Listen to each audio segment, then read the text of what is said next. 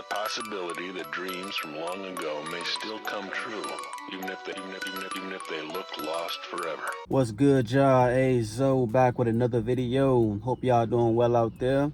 So today I want to share 3 things you need to know before you get into a relationship. I am married now, so I feel like I've learned a lot in my marriage and, the relationship leading up to the marriage, and also my past relationships that, failed or didn't work out.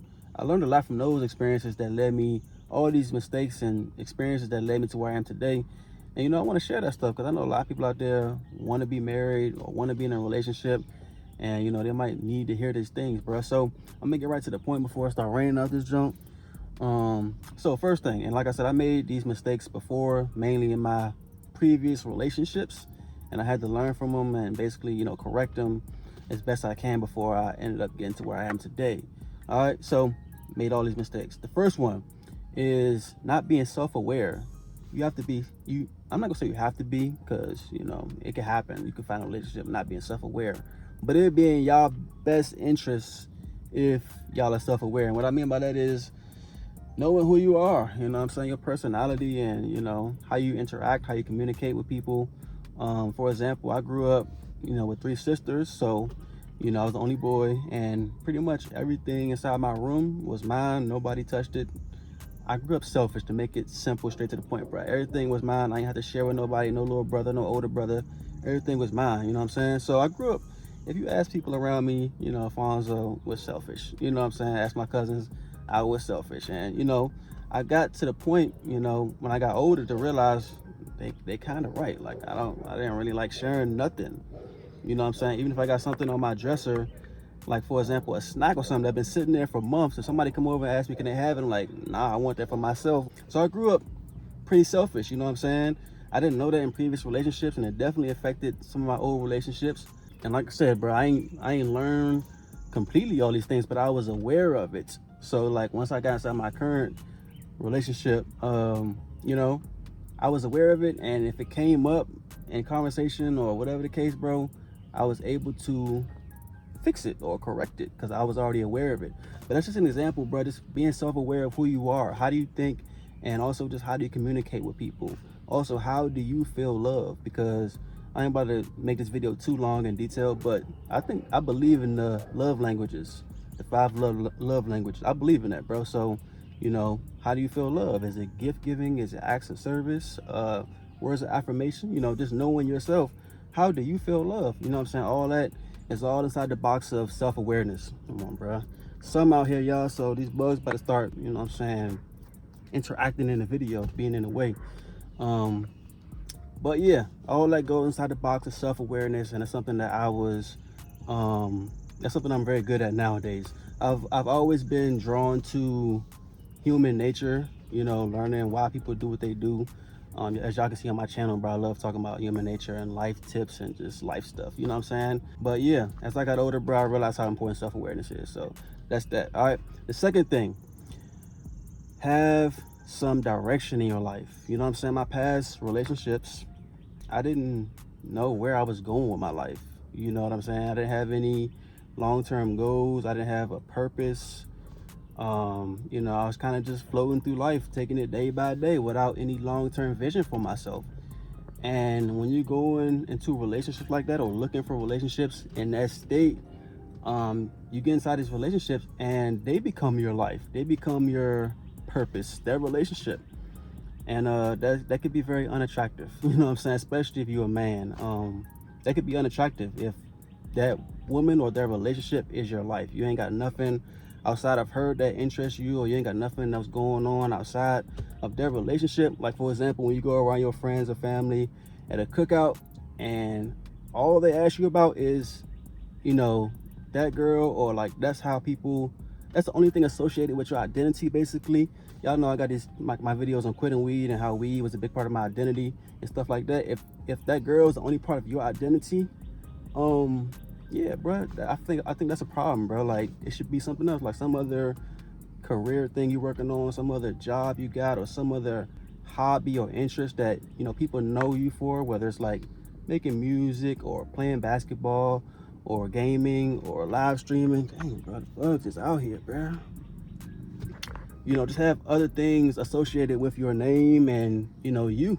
I feel like that's good for men and women. I'm not gonna just make this all about men, but having other things associated with your identity, bro. Like when people think of you, they think of, like, for example, me. When people see me, obviously now they think about my wife as well. But before my wife came around and stuff like that, bro, it was always, how's the YouTube doing? You still doing YouTube? How your videos come along? Stuff like that. You still doing Turo? You still renting out your trucks?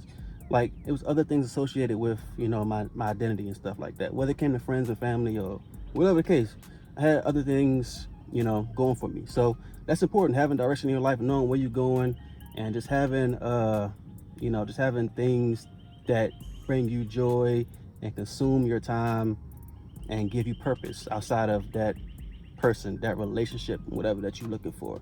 That's important because, like I said, when you get inside a relationship, you're gonna be consumed with them, always wondering what they're doing or texting them and just being consumed with their relationship, and that could be unattractive, especially if you're a man. All right, women, y'all can get away with it. Y'all can, bro. Like, we gonna look at it like, oh, she just attracted to me, she like me like that, she really into me, she really love me. If she, like, matter of fact, let me scratch that, bro. That can be annoying too if a girl is too needy and too clingy and ain't got nothing else going on, bro. Like, that's annoying too. I've had relationships like that too, so I'm gonna say that too. It's good for men and women, bro.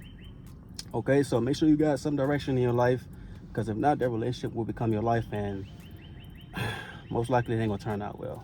Somebody gonna be feeling like, yeah, I need some space. You know what I'm saying? All right, and the third thing I want to say before you get into a relationship, bro, something I didn't know before as well, is you have to know who has taught you about relationships, who's feeding your mind about relationships, who's influencing your relationships, how you learn how to have a relationship, bro. You know what I'm saying? Because back in the day, bro, I used to take advice from friends who had their own little toxic relationships. So I'm getting toxic advice, watching red pill videos on YouTube, you know what I'm saying, getting some toxic advice, and all that stuff kept me either single or inside some toxic relationships, basically toxic situationships and things like that, one-sided relationships, and basically just unhealthy relationships. So just be aware of who you're getting your advice from as far as dating and relationships. Is it your parents? Do they have a healthy relationship in their life that you're getting advice from? Whoever it is, whether it's your best friend or your parents or your cousins, whoever, bro, like, do they have the proof that what they're saying works? Because if they just giving you some bad advice, I'm telling you, that's gonna keep you single or lead you to an unhealthy situation. Okay, so me right now, I only get advice because I'm married, so I only get advice from people that's married. So that's what I've asked for y'all. If you single too and you're looking for a relationship, bro, get advice from people who are married. Don't be getting advice from single people, your single friends, single cousins, who ain't got no proof that what they saying works. You know what I'm saying? It might sound good. It might even have your best interests. But that don't mean it's gonna work or it's gonna lead you to a healthy relationship.